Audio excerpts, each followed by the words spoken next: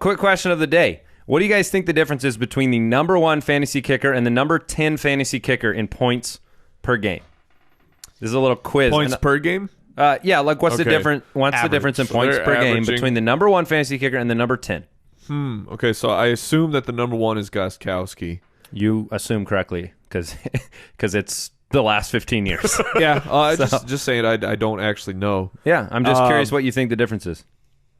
I'm going to go an average of 3 points. All right. I'm going to go an average of, as much as I love having Gostkowski, kickers are kickers. So I'm going to say 1.5 points. 1.4 points per week. Woo! Nothing. 1.4 points per week, which begs the question, why do we have kickers in fantasy? Thank you. I am the leader of the charge for getting rid of kickers. Are you on the doorsteps of Congress with signs up? I have done the 99 thesis on the door of of Congress, just saying, here's why we need to remove. Is that a Martin Luther? That was a Martin Luther joke. Yes, it was. Well done. Oh, dropping some of that in here.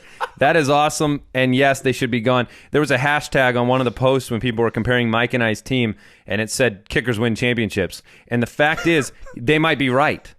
Because the difference is that, but it's a random difference. So if Mike ends up with 5 and I end up with 15 from a kicker, that's a big thing to overcome. And it's completely unpredictable. It hurts the strategy and the skill of fantasy football, in my opinion. Do you think that go ahead. The reason that you have kickers the only reason that I can see justifiable for I know what you're going to say. is because they have kickers in the NFL.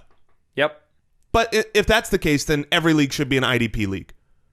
Because they have defensive players in the NFL. You're playing a different game, and I like to have the strategy of the guys that you can predict. If you want to keep them, I say you hyper nerf them. You've had a theory on that. If you're going to keep them in the league, because we're not going to get rid of them in our league of record. You're saying all this. We're never going to vote that away. Never going to happen. But you could do something like a field goal is worth 3 points. You don't get penalized for a miss. That's it. You don't get penalized for an extra point miss. Yeah. And then it's just the scope of difference is so much smaller than if you get negatives and positives and yardage bonuses.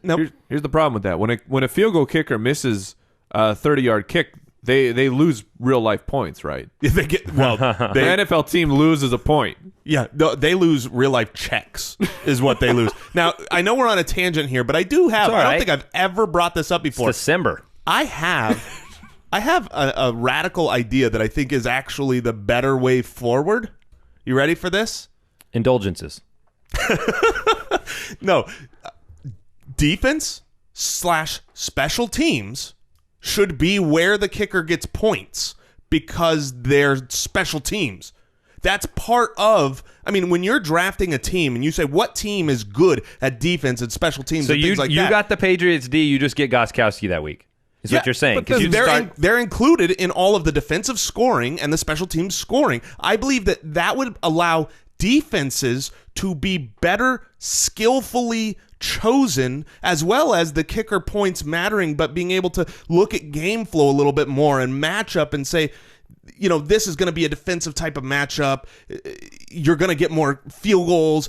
I'm going to go for this type of a defense. That's where the points should be. That would be what I think you just shift the randomness then from the kicker spot to the defensive position, which you can actually use skill on. It's too new for me. I can't process it all. Couple years. Maybe I'll come around to that idea.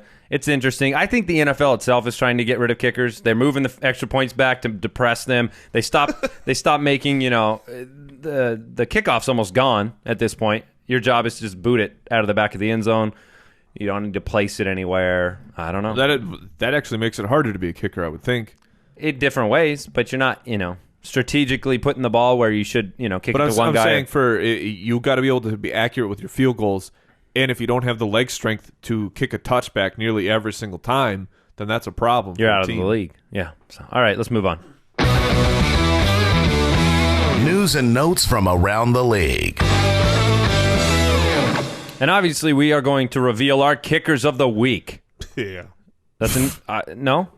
Not a new segment? Not me. No, hey, why did I record the drop this morning? I did the Foot Clan a favor, and this week was the first week, because it's playoffs, that I actually published kicker rankings.